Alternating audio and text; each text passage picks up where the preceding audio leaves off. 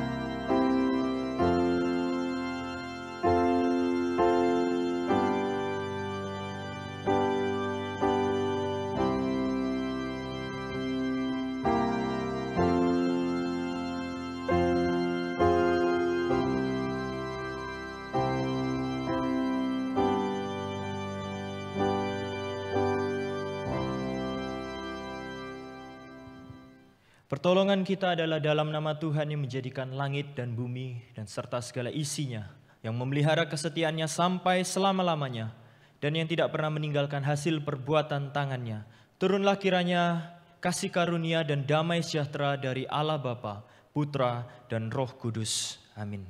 Mari kita bersama meninggikan, kita agungkan, dan kita nyanyikan pujian penghormatan kita bagi Allah kita yang kudus, Allah Tritunggal. Hormat bagi Allah Bapa.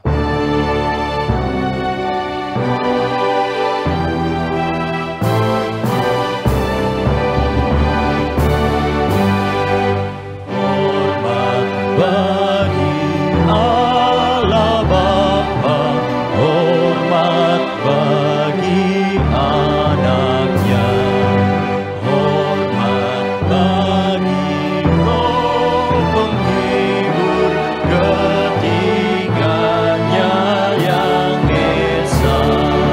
Haleluya, haleluya, ketiganya yang esa. Tuhan, terima kasih kalau Engkau senantiasa menyertai kami, bersama-sama kami, dan tidak pernah meninggalkan kami.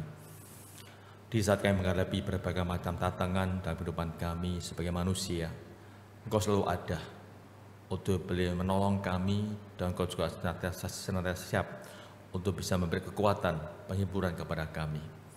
Terima kasih Tuhan untuk apa yang Tuhan telah menyatakan dalam kehidupan kami, khususnya untuk anugerah keselamatan yang telah kami terima sebagai anak-anak-Mu. Tuhan, kami juga mohon kepadamu memasuki ibadah kami pada pagi hari ini. Kami mohon kepadamu Tuhan, layakkan kami untuk boleh beribadah kepada Tuhan. Layakkan kami untuk boleh berdoa di hadapan-Mu, belajar firman-Mu, dan memuji nama-Mu. Ampuni Tuhan akan segala dosa-dosa kami.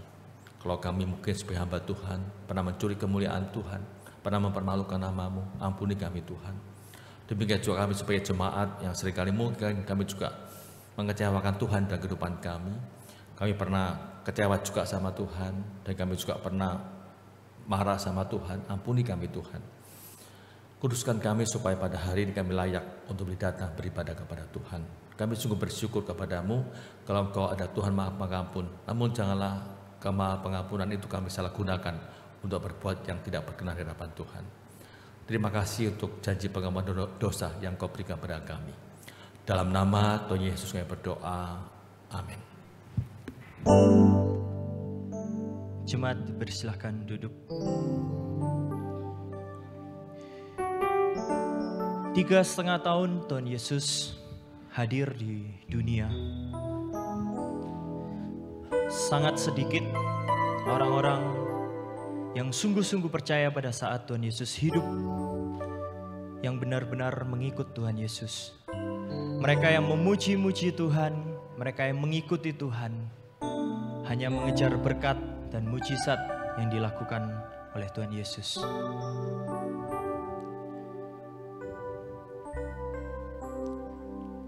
Apakah saudara yang hadir pada pagi hari ini siap untuk memuji dan menyembah, menjadi penyembah Tuhan yang benar? Boleh angkat tangan? Oke, puji Tuhan ya. Kita akan bersama-sama, kita akan mempersiapkan diri kita. Kita akan memuji Tuhan kita. Dia yang layak, Dia yang pantas kita tinggikan.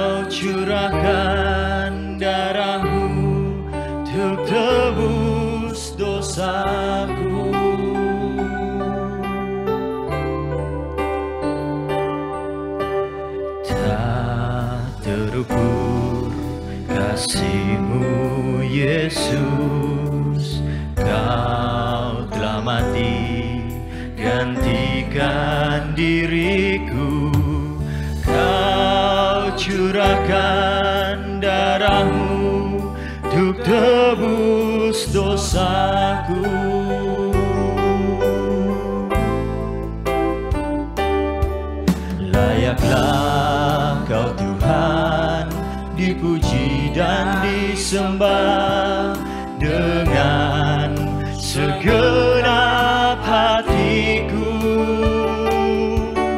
Layaklah Kau Tuhan dipuji dan disembah dengan segenap jiwa ragaku. Kita ulangi pujian. Terukur kasih-Mu Yesus, Kau telah mati gantikan diriku. Kau curahkan darah-Mu untuk tebus dosaku. Tak terukur kasih-Mu, tak terukur dengan iman.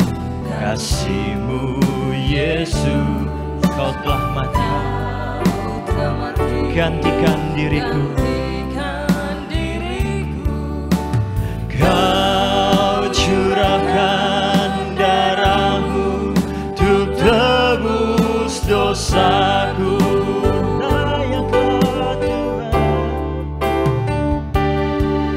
Layaklah Kau Tuhan dipuji dan disembah dengan segenap hatiku.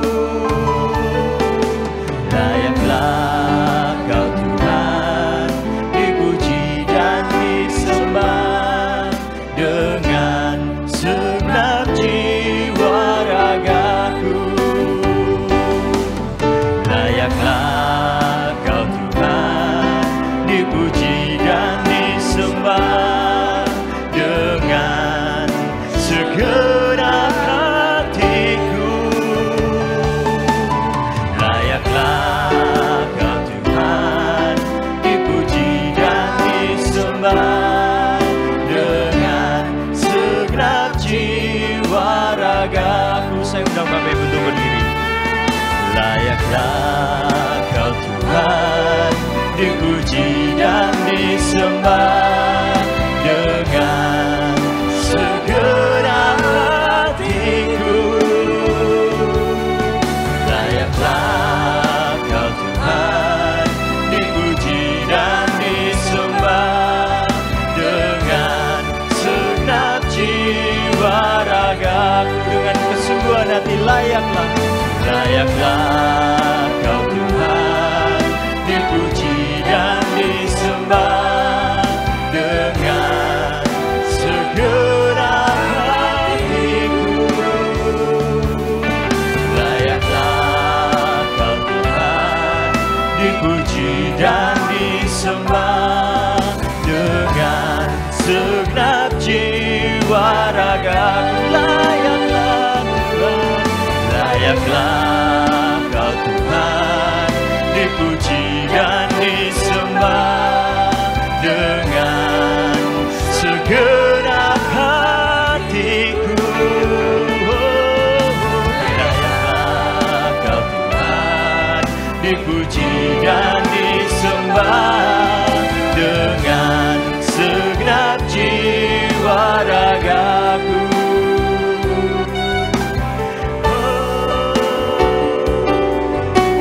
Segala pujian bagimu.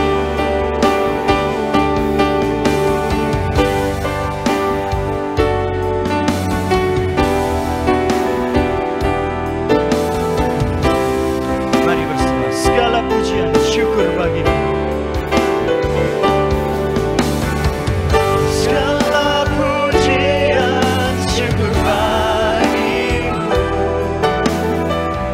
Kau hadir dalam hidupku, dan kini ku datang sujud di hadapanmu, memujimu, menyembahmu.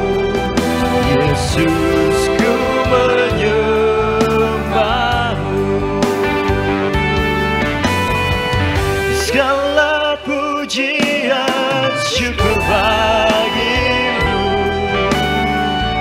Kau hadir dalam hidupku, dan kini ku datang sujud di hadapanmu, memujimu, menyembahmu.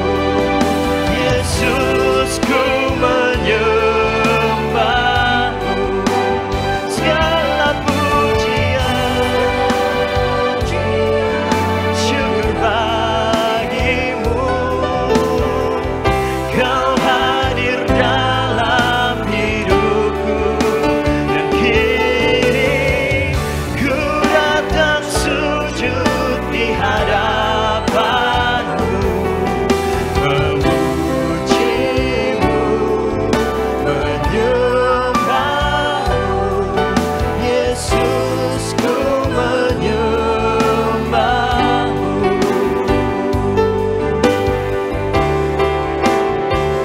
Aku punya Tuhan yang besar, yang telah berjanji dan sanggup menggenapi imanku.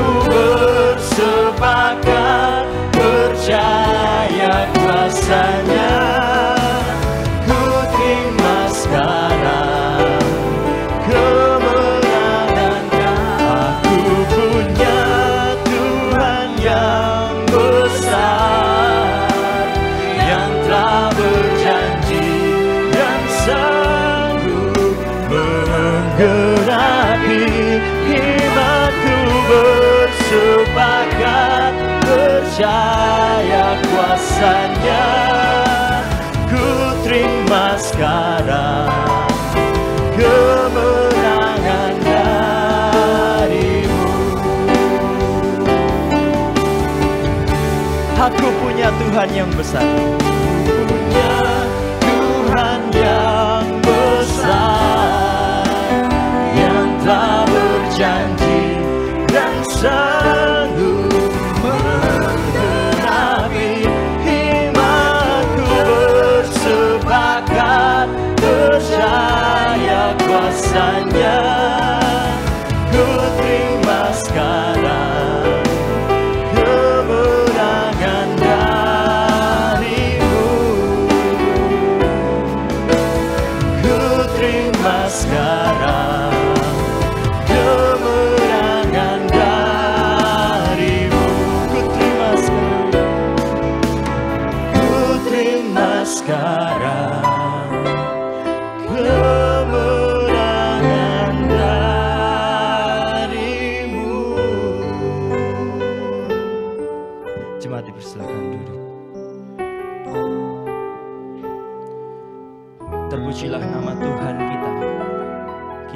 ada hari ini oleh karena anugerah dan kasih setianya Tuhan.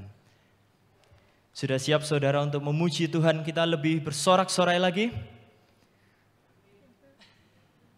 Sepi ya. Saya ulangi ya. Sudah siap saudara untuk bersorak-sorai bagi nama Tuhan kita? Amin. Amin. Saya undang Bapak Ibu bangkit berdiri lagi. Kita akan bersama bersuka cita. Kita akan berikan pujian terbaik kita. Kita akan tepuk tangan dengan lebih sukacita. Terpujilah nama Tuhan. Berikan pujian yang terbaik bagi nama Tuhan kita.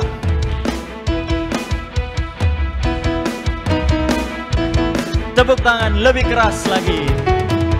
Terpujilah nama-Mu Tuhan, Kuat dan penuh, kuat dan penuh kemuliaan.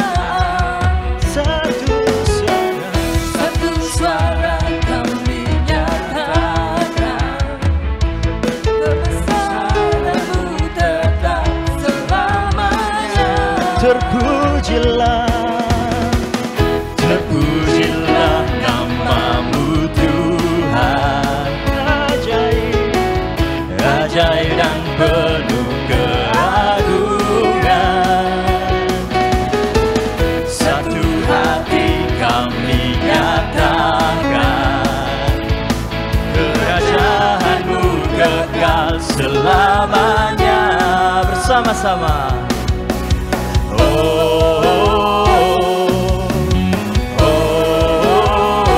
Engkaulah Raja atas dunia,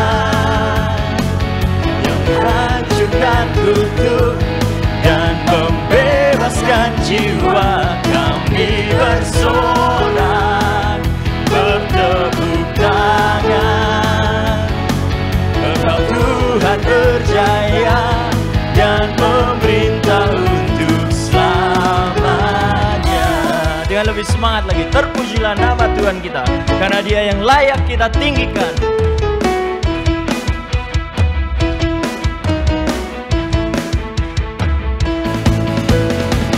Terpujilah nama-Mu Tuhan, kuat dan penuh kemuliaan. Satu suara kami nyatakan, kebesaran-Mu tetap selamanya. Terpujilah nama-Mu Tuhan, ajaib dan penuh keagungan. Satu hati kami nyatakan, kerajaan-Mu kekal selamanya. Bersama-sama.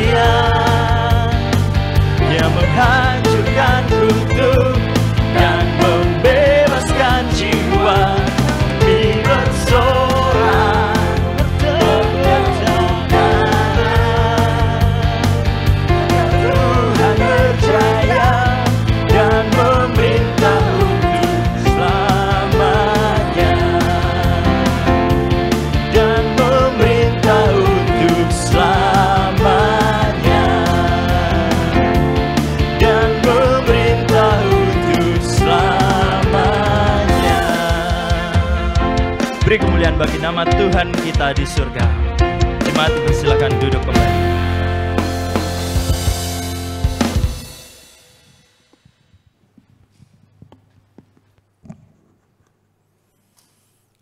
Mari kita berdoa, saudara.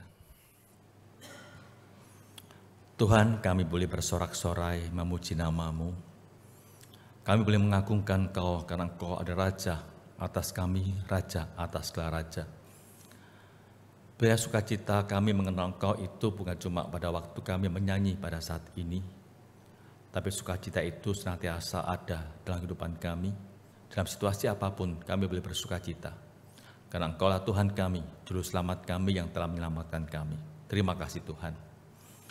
Tuhan, pada saat ini kami akan kembali belajar firman-Mu. Engkau berkenan berbicara kepada kami, supaya kami boleh mengerti dengan apa yang kami baca, dengar, dan renungkan. Kami juga mohon kepada-Mu Tuhan, urapi pula hamba-Mu yang menyampaikannya. Tuhan mengetahui keterbatasannya, kekurangannya, dan juga ketidakmampuannya. Tuhan perlengkapi dengan kuasa Roh Kudus-Mu, agar apa yang disampaikan bisa dimengerti oleh anak-anak-Mu. Terima kasih ya Tuhan. Dalam nama Tuhan Yesus kami berdoa. Amin. Selamat pagi Bapak, Ibu, dan juga saudara yang dikasihi Tuhan. Ya, kita sungguh bersyukur kepada Tuhan, saudara, kalau hari ini kita masih diberi kesempatan untuk boleh beribadah kembali. Dan kita percaya semuanya itu karena anugerah Tuhan semata. Tanpa anugerah Tuhan, kita nggak mungkin bisa ada di tempat ini, kita bisa duduk di tempat ini untuk beribadah kepadanya. Itu sebabnya, Bapak Ibu, gunakan waktu beribadah dengan sebaik-baiknya. Gunakan kita untuk menyembah Tuhan, gunakan waktu untuk belajar firman Tuhan, supaya kita bisa mendapatkan sesuatu dalam ibadah kita pada pagi hari ini. Bapak Ibu, seperti saya katakan, seperti yang ada di kalender gereja Elion khususnya, di mana bulan ini adalah bulan keluarga Bapak Ibu. Jadi selama 4 minggu, dari minggu pertama, kedua, ketiga, dan juga minggu depan, kita bersama-sama belajar tentang sebuah keluarga itu bagaimana baiknya. Nah, hari ini kita belajar bersama tentang sebuah tema, bukan teman dalam kejahatan. Ini berkaitan dengan bagaimana kita sebagai seorang suami dan seorang istri yang bisa menempatkan diri sebagai orang yang bisa membantu atau mendukung kehidupan pasangan kita dengan baik untuk berbuat benar di hadapan Tuhan. Mari kita buka Bapak Ibu dari Kisah Rasul pasal 5, kita akan baca ayat yang pertama sampai ke 11. Kisah Rasul pasal 5, kita akan baca ayat yang pertama sampai 11, kita baca bergantian Bapak Ibu. Saya bacakan ayat yang pertama, kemudian Bapak Ibu dan juga saudara baca yang kedua dan seterusnya. Sampai nanti kita selesai pada ayat yang ke-11. Kisah Rasul 5 ayat yang pertama. Ananias dan Safira. Ada seorang lain yang bernama Ananias, ia beserta istrinya Safira menjual sebidang tanah.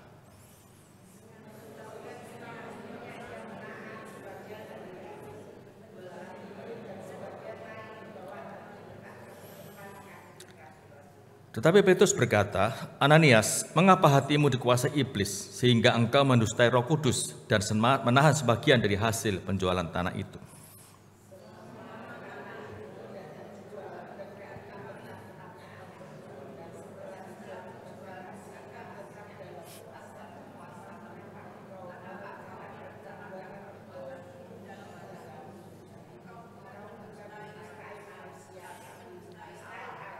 Tetapi ketika mendengar perkataan itu, rebalah Ananias dan putuslah nyawanya.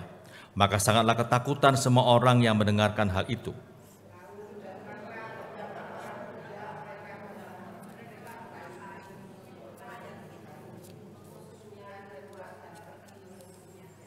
Kira-kira 3 jam kemudian masuklah istri Ananias, tetapi ia tidak tahu apa yang telah terjadi.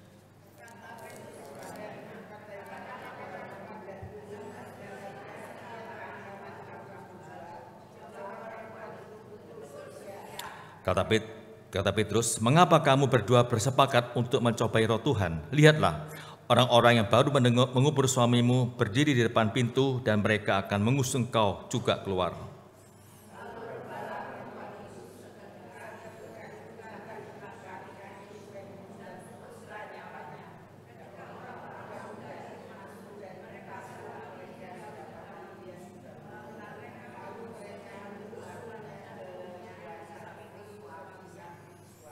Maka sangat ketakutanlah seluruh jemaat dan semua orang yang mendengar hal itu.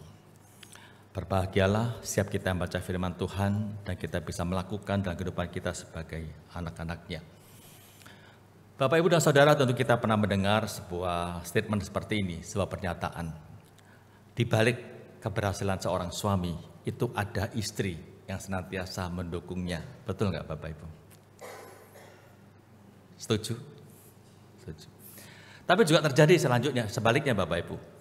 Di balik kejatuhan seorang suami, juga ada istri yang ada senantiasa merongrong akan suami tersebut. Betul nggak? Jadi keberhasilan seorang suami atau seorang istri, seorang suami atau kegagalannya itu seringkali dikaitkan dengan istri yang semoga sebagai penolong dan juga pendukung sebagai pasang hidup bagi suami tersebut. Nah, tema kita pada hari ini berkaitan dengan suami istri. Tuhan, bahkan kalau kita lihat dalam Kisah Rasul 2, di mana dikatakan mereka seringkali berkumpul bersama, berdoa bersama, baca firman Tuhan bersama, belajar firman Tuhan bersama. Bahkan mereka juga seringkali berkumpul makan bersama. Jadi mereka saling membagi satu sama lain yang menakan kasih. Sehingga begitu banyak orang tertarik untuk menjadi orang Kristen. Karena kehidupan mereka seperti itu, Bapak Ibu. Tapi mengapa yang namanya Ananias dan Safira bisa jatuh dalam dosa seperti itu? Saya kemudian Allah menghukum dia. Jawabannya sama. Karena hidupnya tidak takut kepada Tuhan. Bapak Ibu, orang yang hidupnya takut kepada Tuhan itu senantiasa berpikir bagaimana dia itu berjalan dalam pimpinan Tuhan. Orang yang takut kepada Tuhan itu akan berjalan dengan peraturan-peraturan Tuhan. Dia akan taat dengan semua peraturan Tuhan dan tidak pernah melanggarnya. Jadi orang takut pada Tuhan bukan karena dia takut dihukum, enggak. Tapi dia sadar aku sudah diselamatkan oleh Tuhan, maka aku harus senantiasa belajar taat pada perintah-perintah Tuhan. Maka dia senantiasa hidup takut kepada Tuhan, Bapak Ibu. Kalau kita lihat kehidupan Tonghi tadi maupun kehidupan Ananias Safira itu enggak terjadi seperti itu. Mereka malah hidup tidak berkenan di hadapan Tuhan, jadi mereka tidak takut kepada Tuhan, Bapak Ibu. Nah, apa jadinya, Bapak Ibu, kalau hidup kita nggak takut kepada Tuhan, Bapak Ibu? Kita akan belajar bersama-sama pada hari ini. Yang pertama, hati yang takut kepada Tuhan itu seharusnya itu tidak akan kompromi dengan dosa. Kalau kita punya hati yang takut kepada Tuhan, maka kita sebagai pasangan, waktu pasangan kita berbuat yang tidak benar, maka kita tuh harus bisa menasihati mereka, supaya mereka tidak melakukan tindakan seperti itu. Karena itu akan mencelakakan dia, juga mencelakakan kita sebagai pasangannya. Tapi kalau hati kita nggak takut pada Tuhan, kita akan membiarkan dia berbuat seenaknya seperti itu, Bapak Ibu. Nah, sekarang kita baca, Bapak Ibu, dari Kisah Rasul 5 ini kita coba baca ayat 2 dan ayat 8. Saya bacakan untuk saudara, berbunyi demikian. Dengan setahu istrinya, ia menahan sebagian dari hasil penjualan itu dan sebagian lagi dibawa dan diletakkannya di depan kaki rasul-rasul. Ayat ke-8, kata Petrus kepadanya, yaitu kepada Safira, katakanlah kepadaku dengan harga sekiankah tanah itu kamu jual? Jawab perempuan itu, betul, sekian. Bapak kasih Tuhan, pada zaman itu, pada jemaat mula-mula tersebut, Bapak kita melihat begitu banyak orang yang berkumpul bersama dan mereka bisa merasakan kasih Tuhan. Dan waktu mereka bisa merasakan kasih Tuhan dalam kehidupan mereka, maka mereka belajar untuk membagi kasih itu pada orang lain. Caranya bagaimana?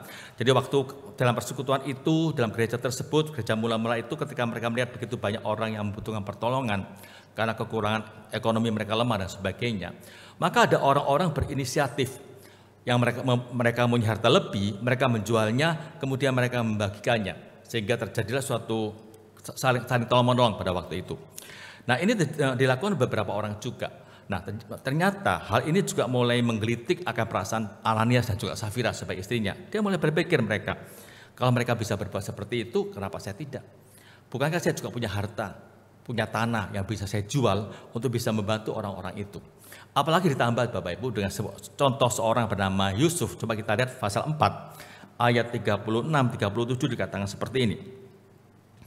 Demikian pula dengan Yusuf yang oleh rasul-rasul disebut Barabas, artinya anak penghiburan seorang Lewi dari Siprus.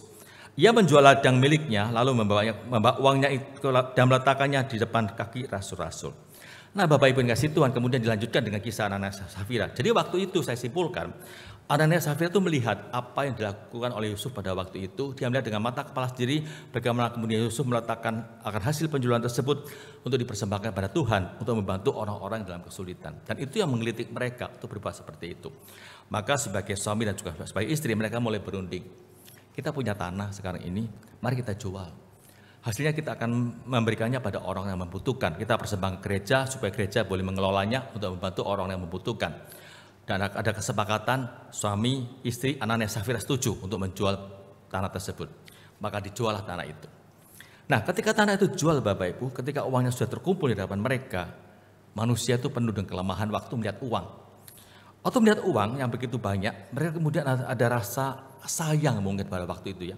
Untuk diberikan pada gereja membantu orang-orang itu kok eman. Tidak seharusnya diberikan semuanya. Kasihkan sebagian, mungkin 50% untuk mereka. Mereka pikir-pikir, akhirnya mereka memutuskan enggak diberikan semuanya, cuma 50%. Enggak masalah Bapak Ibu. Allah Tuhan tidak pernah memperhitungkan berapa jumlah yang kita berikan. Asal diberikan dengan tulus hati, dengan kejujuran di hadapan Tuhan. Masalah yang terjadi, yaitu ketika mereka akan memberikan jumlah seperti itu, kemudian mereka itu ada pemikiran, tapi kita jangan mengatakan pada Petrus itu jumlah ini cuma 50%. Kita katakan, kita berikan jumlah itu lebih dari 100%. Jadi kita omong sama Petrus nanti, apa yang aku berikan kepada gereja, itu hasil semua penjualan tanahku. Diberikan pada gereja, seperti itu Bapak Ibu. Dan apa yang dilakukan oleh Ananias, pemikiran Ananias itu diketahui oleh istrinya. Kalau kita baca 2, dengan setahu istrinya, ia menahan sebagian hasil dari penjualan itu. Ya, dan sebagian lagi diletakkan di kaki Petrus. Dengan setahu istrinya itu artinya Safira mengetahui apa yang dilakukan, direncanakan oleh suaminya. Dan Safira itu setuju dengan perbuatan tersebut. Mereka nggak sadar Bapak Ibu, bahwa apa yang dilakukan itu sangat bertentangan dengan firman Tuhan, dengan kehendak Tuhan. Maka mereka Ananias membawa akan persembahan itu kepada Petrus untuk dipersembahkan membantu orang-orang yang membutuhkan pertolongan pada waktu itu. Kita lihat Bapak Ibu, Safira, istri yang mengenal firman Tuhan, seharusnya dia mulai menasihati suaminya kalau ada pemikiran seperti itu. Atau tidak, mungkin Safira yang ada pemikiran seperti itu merasa sayang. Kemudian kalau memang itu pemikiran dari Safira, seharusnya Ananias sebagai suami juga bisa memberikan nasihat buat seperti itu. Itu sangat tidak berkenan di hadapan Tuhan. Jangan lakukan seperti itu. Tapi kalau kita lihat dua orang yang sepakat, kompak untuk melakukan sesuatu. Suami istri memang harus kompak Bapak Ibu, tapi kompak untuk hal yang negatif itu jelas gak berkenan. Kita kompak untuk mengajar anak-anak kita kompak untuk bisa mengusahakan kehidupan kita lebih baik, itu kompak bagus. Tapi ketika kita kompak untuk berbuat dosa, itu jelas gak berkenan di hadapan Tuhan. Seharusnya sebagai seorang istri, sebagai seorang suami, waktu pasangan kita itu berbuat gak benar, kita berikan nasihat kepada mereka, memberitahu mereka, menyadarkan mereka untuk tidak berbuat seperti itu. Tapi itu gak dilakukan oleh Ananias maupun Safira. Mereka tetap berjalan dengan kemauan mereka untuk memberikan uang dengan kebohongan, itu hasil penjualan dari mereka Bapak Ibu. Bapak Ibu Tuhan, kalau kita baca di Alkitab, banyak contoh-contoh seperti ini, suami dan istri. Misalnya ambil contoh Raja Ahab. Waktu Raja Ahab itu melihat kebun anggur Nabot, dia begitu ingin memilikinya. Kemudian dia akan membeli dari Nabot, Nabot tidak menjualnya karena itu harta warisan, nggak mungkin dijual, diberikan pada orang lain. Maka Nabot mulai gundah, baper, naik ke atas tempat tidurnya, dia nggak mau makan dan mau minum. Nah istrinya lihat tuh bingung, apa yang terjadi? Dia tanya, dia ungkit-ungkit, dia kemudian Ahab cerita apa yang terjadi. Kemudian istrinya mengatakan, Allah itu kan soal mudah, kita kan punya kuasa, gunakan kekuasaan kita. Panggil orang saksi yang palsu, saksi dusta atau saksi-saksi yang nggak benar juga, untuk menyaksikan bahwa Nabot itu nggak benar dan sebagainya. Maka diputuskan dengan kesaksian itu, Nabot dihukum mati, dilempari batu. Nggak ada kesalahan apa-apa. Nah seharusnya Ahab waktu melihat istrinya berinisiatif seperti itu, dia tuh memberikan nasihat pada istrinya, jangan berbuat seperti itu, nggak benar. Nggak apa-apa lah kita tidak punya kebun anggur, tapi kita kemudian jangan membunuh akan Nabot. Tapi kalau kita lihat, Ahab mengizinkan, terjadilah pembunuhan tersebut. Suami istri sepakat kompak untuk berbuat dosa yang tidak benar di hadapan Tuhan. Hasilnya mengerikan Bapak Ibu. Ambil contoh yang dekat-dekat dengan kita, tahun lalu misalnya, sebuah contoh juga, yaitu ketika terjadi pembunuhan atas seorang anak buah oleh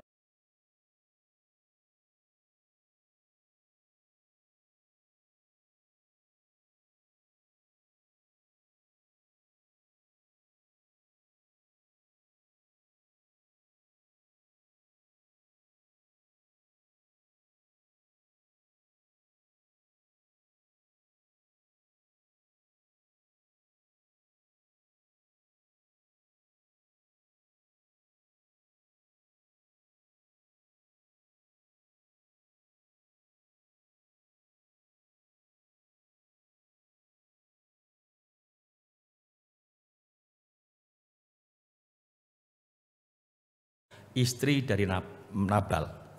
Waktu Nabal itu tidak memberikan makanan, permintaan dari Daud dan juga orang-orang bawahnya, pasukannya itu, kemudian Daud marah akan membunuh yang namanya Nabal ini bersama semua orang ada di tempat namanya Nabal.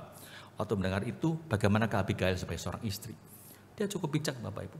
Dia menemui Daud, berlutut di hadapan Daud, mohon pengampunan atas kesalahan suaminya. Kemudian dia memberi makanan kepada Daud. Akhirnya Daud mengurungkan niatnya. Ini sebagai contoh seorang istri yang bisa memberikan dukungan kepada suaminya, bisa menetralkan, mencegah sesuatu yang tidak benar. Mungkin pada waktu anak suaminya Nabal yang bebal itu dinasihati, nggak mau juga. Akhirnya istrinya bertindak sesuatu untuk bisa menyelamatkan akan hal tersebut.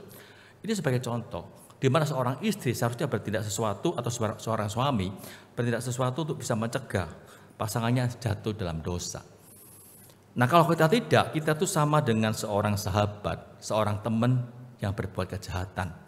Kita sebagai pasang hidup, Allah menciptakan manusia, pria dan wanita, kemudian menciptakan wanita dengan tujuan menolong akan pria tersebut. Tapi kalau ternyata bukan penolong, tapi menjadi perongrong atau menjadi orang-orang menjatuhkan suaminya atau pasangannya, jelas nggak berkenan di hadapan Tuhan. Itu sebabnya Bapak Ibu kasih Tuhan sebagai seorang suami, sebagai seorang istri, waktu kita membuat sebuah rumah tangga, berhati-hatilah. Tetap jaga iman kita kepada Tuhan, mempunyai hati yang takut kepada Tuhan, supaya kita senantiasa berjalan dalam aturan Tuhan. Kita nggak melanggarnya. Waktu kita akan berbuat dosa, kita ingat ini perbuatan yang nggak benar, yang melanggar perintah Tuhan, maka kita nggak melakukannya. Saya percaya waktu kita akan berbuat dosa, Roh Kudus akan bekerja dalam hati kita, menegur kita. Kita jangan kemudian melawannya atau bersikap tuli dengan suara Roh Kudus, jangan berbuat seperti itu. Kita harus sadar, mulai bisa memperbaiki kehidupan kita. Ingat, sebagai orang hati yang takut pada Tuhan, kita senantiasa belajar berjalan dalam perintah Tuhan, bukan untuk melanggarnya. Kalau kita hidup takut akan Tuhan, saya percaya kita nggak mungkin sampai membiarkan pasangan kita jatuh dalam dosa. Atau kita malah ikut-ikut juga jatuh dalam dosa. Jangan sampai berbuat seperti itu. Jaga hati kita, cinta Tuhan, takut kepada Tuhan, ingat firman-Nya yang akan menuntun kita pada jalan kebenaran. Yang kedua Bapak Ibu, apa tuh hati takut kepada Tuhan Bapak Ibu? Hati yang takut kepada Tuhan itu tidak akan pernah berani mendustai Tuhan. Ini kita lihat Bapak Ibu. Ananias Safira itu orang yang baru mengenal Tuhan, dan saya percaya mereka juga ikut belajar firman Tuhan bersama dengan Rasul Paulus dan mengerti firman Tuhan. Dan mereka juga mengenal siapa Tuhan yang mereka sembah. Tapi yang terjadi, mereka berani untuk mendustai Tuhan Bapak Ibu. Coba kita baca ayat yang berikutnya, yaitu ayat yang ketiga sampai kelima, dikatakan seperti ini. Tapi Petrus berkata, Ananias, mengapa hatimu dikuasai iblis sehingga engkau mendustai Roh Kudus dan menahan sebagian dari hasil penjualan tanah ini? Ini suatu peringatan bagi Ananias pada waktu itu. Ketika dia sudah jatuh dalam dosa keinginan untuk bisa berbohong, Tuhan bekerja dalam diri Petrus. Kemudian waktu dia berjumpa dengan Ananias, langsung Petrus menegur. Seharusnya pada waktu itu Ananias sadar. Kenapa ya Petrus bisa tahu? Seharusnya pada waktu dia langsung bertobat, minta ampun, minta maaf pada Petrus akan keinginan dia seperti itu. Tapi tidak dilakukan oleh Ananias Bapak Ibu. Kalimat selanjutnya. Selama tanah itu tidak dijual, bukankah itu tetap kepunyaanmu? Dan setelah dijual, bukankah hasilnya itu tetap dalam kuasamu? Mengapa engkau merencanakan perbuatan itu dalam hatimu? Engkau telah mendustai roh manusia. Engkau bukan mendustai manusia, tapi mendustai Allah. Tapi ini kasih Tuhan. Pada waktu itu Petrus sudah mengingatkan, tanah itu tanahmu sendiri. Kalau kamu jual, tanah milikmu sendiri. Kalau kamu jual, uangnya juga milikmu. Itu hakmu untuk berikan kepada Tuhan berapa. Tetapi yang paling penting, kamu jangan berbohong. Katakan dengan sebetulnya, yang kamu berikan itu berapa, 50%-nya oke. Bagi Tuhan itu gak masalah, asal kamu jujur, jangan berdusta. Dan celakanya waktu dia berbuat seperti itu, waktu dia mengatakan, iya itu yang saya jual, oh itu hasil semua penjualan saya, di hadapan Petrus, mungkin dia berpikir ini cuma Petrus seorang rasul. Dia lupa, di atas Petrus ada Tuhan, yang maha tahu, yang mengetahui apa yang dia perbuat. Dia lupa Bapak Ibu. Itu sebabnya Petrus mengatakan, kamu jangan mendustai manusia. Kamu bukan hanya mendustai manusia, tapi juga mendustai Tuhan. Sepertinya Ananias tidak sadar kalau Tuhan itu maha tahu, yang bisa mengetahui hati kita dan juga pikiran kita. Maka dia bisa berbuat seperti itu, berdusta di hadapan Tuhan. Mungkin kita juga pernah berpikir seperti itu Bapak Ibu. Kita mungkin bisa berdusta pada pasangan kita, pada orang sekitar kita. Tapi ingat, Tuhan melihat kita hati kita dan juga pikiran kita. Hati-hati Bapak Ibu, jangan pernah merustai Allah. Itu sangat fatal akibatnya bagi kita anak-anaknya Bapak Ibu. Kita lihat lagi Bapak Ibu, ayat kelima dikatakan seperti ini. Ketika mendengar perkataan itu, rebalah Ananias dan putuslah nyawanya. Maka sangatlah ketakutan semua orang yang mendengar hal itu. Kita baca selanjutnya ayat 9 dan 10. Ini mengenai istrinya. Kata Petrus, mengapa kamu berdua, kata Petrus kepada Safira, mengapa kamu berdua bersepakat untuk mencobai roh Tuhan? Lihatlah, orang-orang yang baru mengubur suamimu berdiri di depan pintu dan mereka akan mengusung engkau juga keluar.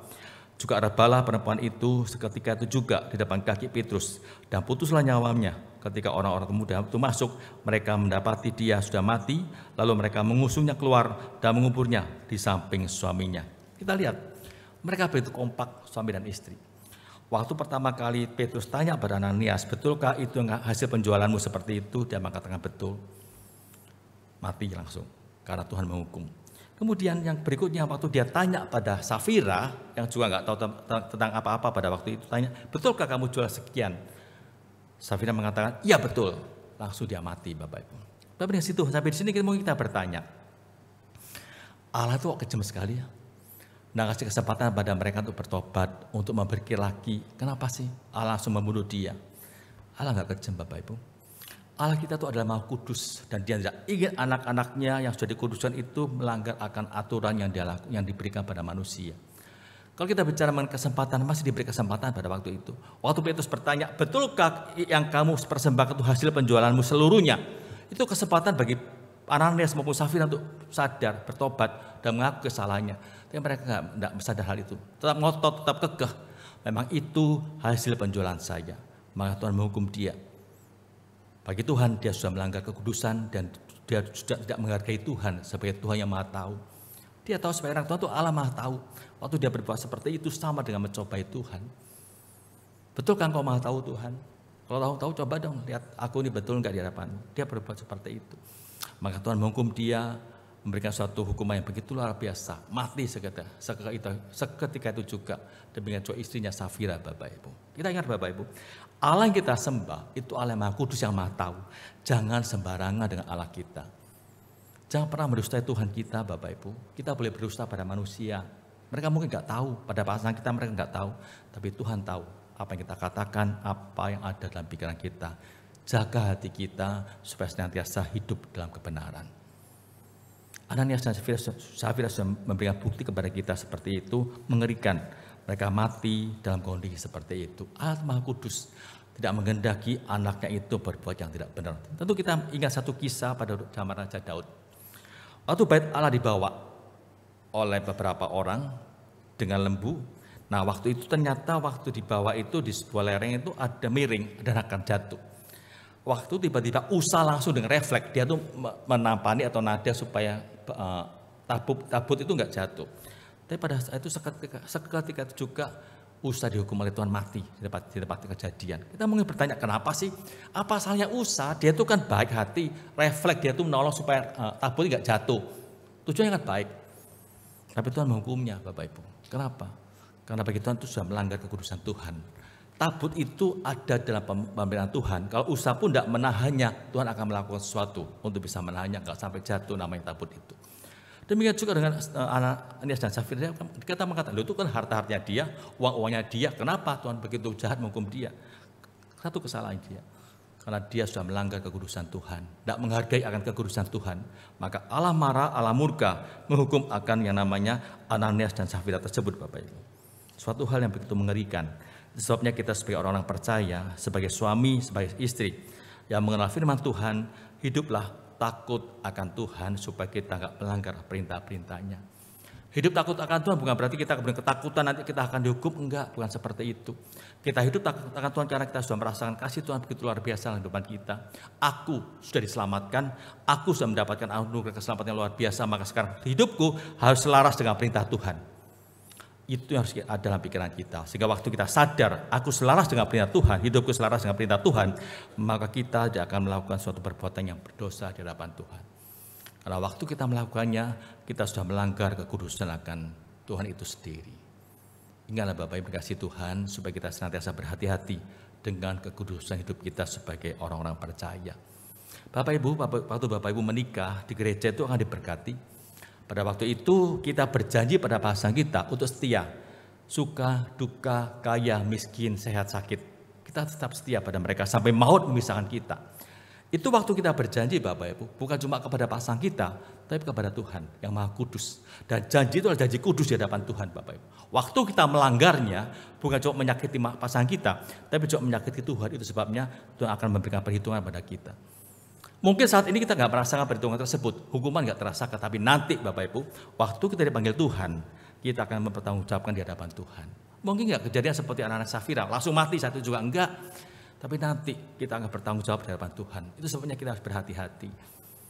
Saya nggak menakut-nakuti, cuma kita belajar supaya orang percaya bagaimana hidup kita bisa senantiasa hidup takut akan Tuhan. Kita bisa belajar dalam koridor Tuhan, bukan keinginan kita pribadi Bapak Ibu. Yang ketiga Bapak Ibu, apakah hidup akan Tuhan itu? Hati yang takut kepada Tuhan itu mempunyai motivasi yang benar dalam memberi persembahan Bapak Ibu. Waktu kita memberi persembahan, apa sih motivasi kita? Terpaksa dengan mengomel dan sebagainya, itu jelas tidak akan menjadi berkat bagi pekerjaan Tuhan, juga bagi kehidupan kita pribadi. Sekarang kita kembali pada Ananias dan Safira. Apa motivasi mereka waktu memberikan persembahan tersebut? Jelas motivasi mereka bukan untuk pekerjaan Tuhan, tapi untuk kepentingan mereka pribadi. Waktu mereka melihat orang-orang memberi persembahan, mereka mungkin bisa dipuji oleh orang lain, orang bisa menghormati dia dan sebagainya.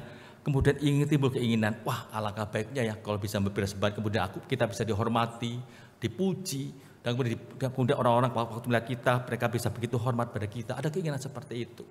Maka mereka menjualnya dan mengambilnya sebagian, mengatakan itu semuanya dengan tujuan, waduh orang luar biasa loh. Hasil semua penjualannya berikan pada Tuhan, padahal enggak seperti itu. Nah itu motivasi mereka Bapak Ibu. Motivasi yang salah yang ada dalam diri motivasi Ananias dan Safira. Seharusnya kalau Ananias atau Safira sebagai pasangan yang hidup takut akan Tuhan, salah satu saja, waktu pasangannya ada pemikiran seperti itu, motivasi nggak benar, ingatkan mereka, sadarkan mereka untuk tidak sampai jatuh dalam dosa. Tapi celakanya pasangan ini betul-betul sama-sama nggak takut akan Tuhan lagi. Bukan teman untuk mendukung sebuah kebaikan, tapi teman dalam kejahatan di hadapan Tuhan. Maka mereka sama-sama dihukum oleh Tuhan. Bapak Ibu kasih Tuhan, apa sih motivasi kita waktu memberi persembahan kepada Tuhan? Apa motivasi kita waktu kita melayani Tuhan? Kalau motivasi kita nggak benar Bapak Ibu, itu sangat mendukakan hati Tuhan. Ingat Tuhan kita, Tuhan yang Maha Tahu, Dia mengetahui pikiran hati kita. Waktu motivasi kita nggak benar memberi persembahan, Allah tahu. Waktu motivasi kita nggak benar waktu melayani Tuhan, Allah tahu. Dan kita akan mempertanggungjawabkan di hadapan Tuhan kelak. Ingat baik-baik Bapak Ibu, untuk kepentingan kita pribadi, bukan kepentingan saya atau orang lain, tapi kepentingan kita pribadi. Kalau hidup kita nggak benar Bapak Ibu. Saya mengenal seorang jemaat di sebuah gereja di Surabaya ini. Kalau saya sebutkan brandnya, mungkin Bapak Ibu bisa tahu siapa dia. Nah, orang ini adalah orang cukup aktif di sebuah gereja. Dia juga majelis di sebuah gereja. Dan dia sangat ingin sekali dia itu senantiasa menjabat sebagai majelis. Nggak pernah mau turun. Apa yang dilakukan Bapak Ibu? Jadi seringkali untuk bisa mendapatkan pengaruh atau suara dari orang-orang itu dan mendapat simpatik, orang juga suka hormat pada dia, maka dia seringkali memberikan persembahan kepada gereja. Entah itu AC, entah itu kulkas dan sebagainya, diberikan untuk gereja, untuk pastori gereja Bapak Ibu. Dan celakanya waktu dia memberikan persembahan, misalnya memberikan persembahan uang itu, dia cari event-event khusus, di mana banyak orang hadir, dan nanti dia minta difoto waktu dia memberi persembahan seperti itu dia lakukan. Dan jelas, hal itu membuat orang-orang ya ada yang kagum juga, ada yang gak suka juga, namanya manusia Bapak Ibu. Suatu ketika waktu pemilihan majelis, dia gak terpilih. Apa yang terjadi? Dia marah Bapak Ibu kepada gereja, kepada jemaatnya. Dia merasa selama ini aku sudah kurang apa aku dengan gereja. Sudah memberi semuanya bagi gereja, tapi mereka tidak memilih aku. Apa yang terjadi? Dia tarik semua apa yang diberikan pada gereja. AC, kulkas tarik semua. Bahkan uang juga diminta kembali. Bapak kasih Tuhan, waktu kita mendengar hal ini, kita boleh tanya, apa sih motivasi dia waktu memberi persembahan? Jelas bukan untuk Tuhan, tapi untuk kepentingan dia pribadi. Untuk nama dia pribadi, untuk membesarkan nama dia. Apakah ini berkenan di hadapan Tuhan? Enggak berkenan di hadapan Tuhan. Seringkali kita juga berbuat seperti itu Bapak Ibu. Dan celakanya Saya kira pasangannya juga tahu waktu dia berbuat seperti itu. Tapi pasangannya, ya mungkin nasihat pasangannya nggak mempan atau gimana, cuma dia terus bertindak seperti itu. Nah, Bapak Ibu kasih Tuhan, jangan sampai kita kemudian jatuh dalam dosa seperti itu. Motivasi yang nggak benar waktu memberi persembahan untuk melayani Tuhan. Misalnya, kalau pasangan kita itu bertindak yang nggak benar, ingatkan mereka, Bapak Ibu, supaya mereka nggak jatuh dalam dosa yang mengerikan seperti itu. Tugas kita sebagai pasangan, ingatkan mereka waktu mereka akan jatuh dalam dosa. Jangan kemudian kita ikut-ikutan seperti Safira, jangan. Tapi belajar kita senantiasa ingatkan mereka, Bapak Ibu. Bagi saudara yang masih muda-muda yang sekarang sedang mencari pasang hidup, carilah orang yang takut kepada Tuhan. Jangan cuma lihat penampilannya cantik, ganteng, kaya, jangan seperti itu. Lihat hati yang mau takut kepada Tuhan. Seorang suami yang takut kepada Tuhan akan senantiasa mengasihi istrinya dan tidak akan pernah berkhianat pada istrinya. Seorang istri juga seperti itu kalau takut kepada Tuhan. Cari, Bapak Ibu, bagi yang masih muda-muda waktu mencari pasangan, cari mereka yang takut kepada Tuhan. Bagi yang sudah menikah, belajar untuk hidup takut kepada Tuhan, supaya kita senantiasa bisa memberikan yang terbaik bagi pasangan kita, juga bagi pada Tuhan. Hidup kita, keluarga kita bisa memuliakan nama Tuhan. Itu sebabnya Bapak Ibu, kalau misalnya ada pasangan Bapak Ibu yang setia melayani Tuhan di gereja, setia belajar firman Tuhan, biarkan mereka itu belajar firman Tuhan. Supaya mereka boleh mengenal Tuhan dengan baik dan hidupnya takut akan Tuhan. Jangan cuma melihat kekayaan, harta, tapi kerohanian paling penting, Bapak Ibu. Dalam Efesus dikatakan seperti ini, Bapak Ibu. Bagaimanapun juga bagi kamu masing-masing berlaku, kasihilah istrimu sendiri, seperti istrimu seperti dirimu sendiri, dan istri hendaklah menghormati suaminya, Bapak Ibu. Dikatakan supaya kita sebagai suami mengasihi istri kita seperti diri kita sendiri. Artinya kita senantiasa memberikan terbaik pada istri kita. Tapi kalau misalnya kita itu bertindak yang tidak betul, istri kita bertindak yang nggak benar, yang sudah melawan dosa, kita berhak untuk menegur mereka. Kita mengasihi, tapi waktu kita sudah nyeleweng nggak benar jalannya, nasihati mereka untuk bisa berjalan dalam jalan kebenaran. Demikian juga suami kita, Bapak Ibu, kita harus menghormati suami yang menghormati. Kalau keputusan dia, tindakan dia itu melanggar firman Tuhan, kita berhak juga untuk menegur dia, mengingatkan dia supaya pasangan kita nggak jatuh dalam dosa. Allah menciptakan pasangan untuk saling menolong dan juga saling menasihati, supaya kita nggak sama-sama jatuh dalam jurang kebinasaan, Bapak Ibu. Jadilah seorang istri, seorang suami yang hidup takut akan Tuhan, supaya kita senantiasa hidup berkenan di hadapan Tuhan, hidup berjalan dalam perintah-perintah Tuhan. Mari kita berdoa, Bapak Ibu. Tuhan, terima kasih untuk firman-Mu yang boleh kami renungkan pada pagi hari ini. Tuntun kami Tuhan untuk senantiasa ingat dengan firman Tuhan. Kami belajar bagaimana kami menjadi orang Kristen, menjadi suami, menjadi istri yang takut kepada Tuhan, supaya hidup kami pun diberkati oleh Tuhan, seperti yang Engkau lukiskan dalam Mazmur 128. Tuhan, tolong kami, pimpin kami Tuhan, untuk senantiasa ingat firman-Mu yang kami dengar pada hari ini, bukan cuma sebagai pengetahuan, tapi kami bisa lakukan dalam kehidupan kami sehari-hari. Bimbing kami Tuhan sebagai anak-anak-Mu. Terima kasih Tuhan, dalam nama Tuhan Yesus kami berdoa, amin. Bapak Ibu, kita akan berdoa untuk beberapa hal pada hari ini.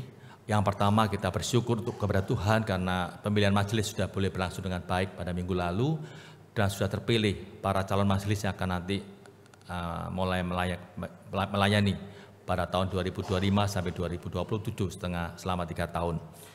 Kita juga berdoa untuk sekolah Elion, di mana kita juga bersyukur sekolah Elion pun boleh berlangsung dengan baik juga. Pada minggu lalu sudah mengadakan acara graduation, kelulusan untuk tingkat TK sampai SMA.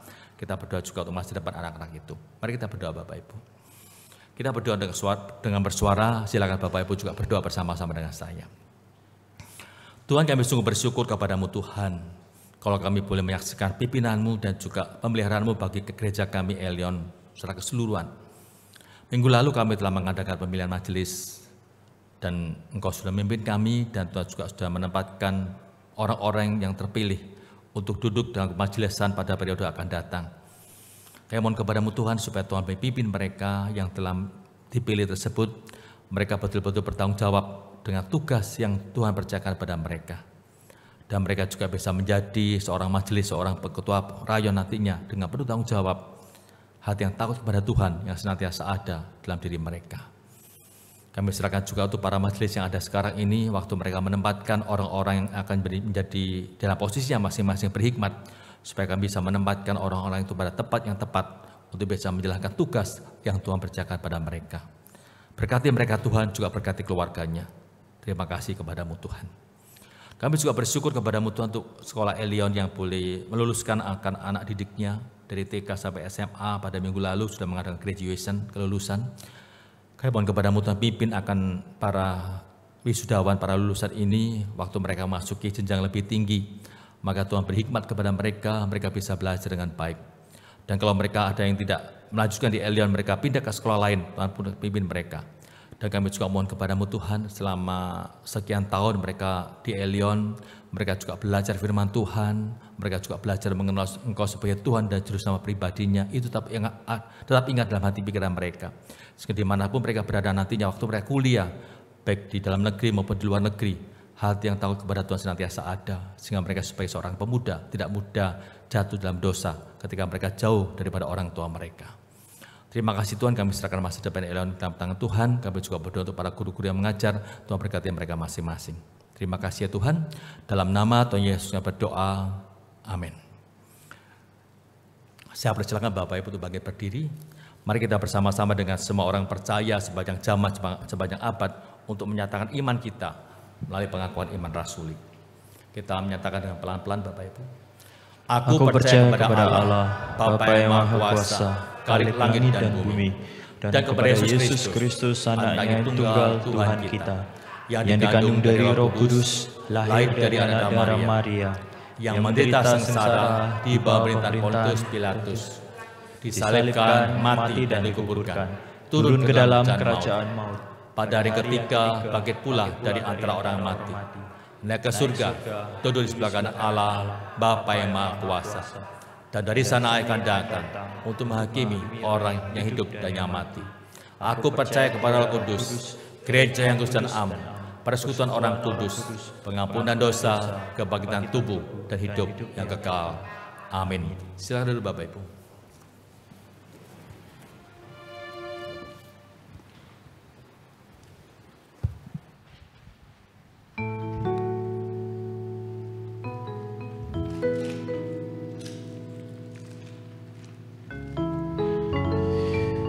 Pada tahun 1911, seorang hamba Tuhan yang bernama Luther Burgess Preacher dari Amerika Serikat. Dia adalah seorang hamba Tuhan dari sebuah gereja Metodis di Amerika. Pada saat itu dia melakukan perjalanan menuju ke satu kota Kentucky, untuk menghadiri sebuah KKR. 1 jam sebelum KKR itu selesai, dia mendapatkan telepon, dia mendapatkan kabar bahwa istrinya dan ketiga orang anaknya mati dalam kebakaran. Pada saat itu, Luther dia tidak bersedih, tapi dia malah memuji Tuhan dan dia menulis satu puji-pujian, satu kidung pujian yang akan kita pujikan sebentar lagi dari KPPK 319 yang berjudul He Keeps Singing, atau tak hentinya ku puji Dia. Mari kita bersama mempersiapkan persembahan kita. Kita akan pujikan pujian ini.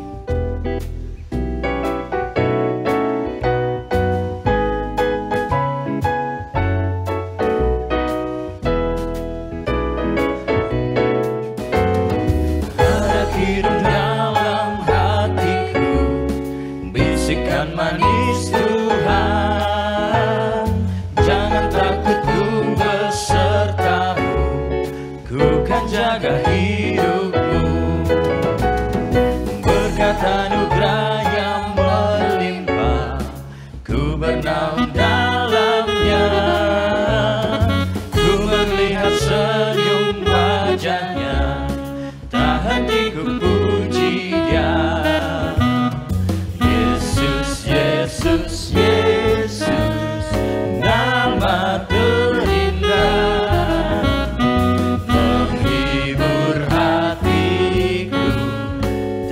hentiku puji Dia.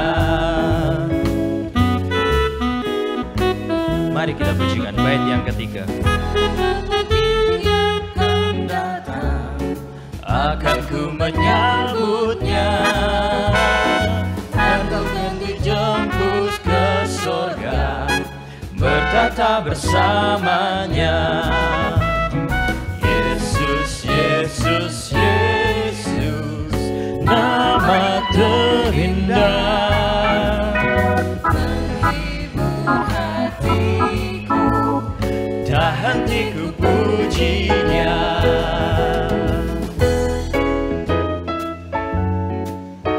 Biarlah kita semua menjadi penyembah Tuhan yang benar. Tidak henti-hentinya kita memuji Dia dalam setiap kehidupan kita. Saya undang Bapak Ibu untuk berdiri. Kita akan bersama pujikan dari bait yang pertama. Di dalam hatiku, bisikan manis Tuhan, jangan takut ku besertamu, ku kan jaga hidupmu. Berkat anugerahnya melimpah, ku bernaung dalamnya, melihat senyum wajahnya, tak henti ku puji Dia. Yesus, Yesus, Yesus, nama terindah, menghibur hatiku, tak henti ku puji Dia. Yesus, Yesus, Yesus, Yesus, Yesus, nama terindah, menghibur hatiku, tak henti ku puji Dia, tak henti ku puji Dia, tak henti ku puji Dia. Mari kita tundukkan kepala. Tak henti kami memuji Engkau dalam kehidupan kami ya Tuhan. Karena Engkau layak, Engkau yang pantas untuk kami puji dan kami tinggikan. Kami bersyukur atas berkat yang Tuhan sudah curahkan dalam kehidupan kami selama 1 minggu yang kami lewati ya Tuhan.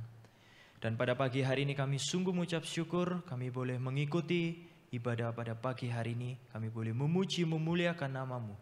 Dan kami boleh mendengarkan dan terlebih lagi saat ini kami boleh mempersembahkan persembahan kami yang terbaik. Tuhan, kiranya Engkau pakai persembahan ini untuk membantu pekerjaan-Mu di dalam gereja ini. Kami menyerahkan kebaktian kami hanya di dalam nama Tuhan Yesus Kristus. Kami mengucap syukur dan kami berdoa. Amin. Kita akan akhiri ibadah kita pada siang hari ini. Kita akan kembali mengembalikan segala pujian, hormat, dan kemuliaan bagi nama Tuhan kita, Allah Tritunggal. Dan doa berkat akan disampaikan oleh hambanya Pendeta Hendy Sutrisno. Kita akan pujikan doksologi.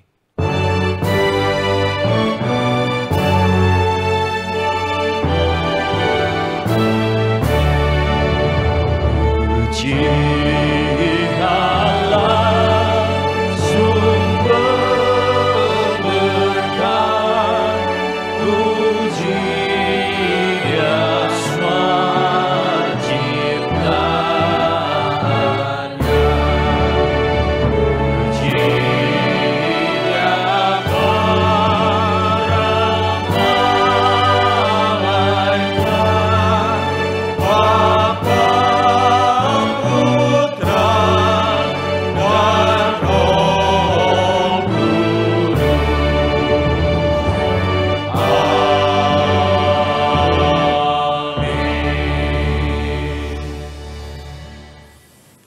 Tuhan, terima kasih Engkau telah sertai akan ibadah kami pada pagi hari ini mulai awal sampai dengan selesai. Tuhan, kami serahkan anak-anak-Mu dalam tangan-Mu. Mereka akan pulang ke rumah mereka masing-masing. Tuhan berkenan menyertai mereka. Kalau di antara mereka masih ada melanjutkan dengan aktivitas mereka, Tuhan juga pimpin mereka. Dan biarlah dengan segala kesibukan mereka, mereka senantiasa ingat, Tuhan senantiasa melihat dan menuntun mereka. Dan biarlah mereka juga sebagai orang percaya, setelah mereka mendengar firman Tuhan, mereka bisa melakukannya, sehingga mereka bisa menjadi pelaku-pelaku firman sehingga hidup mereka pun boleh menjadi berkat bagi orang lain dan memuliakan nama-Mu Tuhan. Bapak, Ibu, dan juga saudara yang dikasihi Tuhan, pulanglah dengan damai sejahtera. Arahkanlah hati Bapak, Ibu, dan juga saudara kepada Tuhan, dan sekarang terimalah berkat dari Tuhan.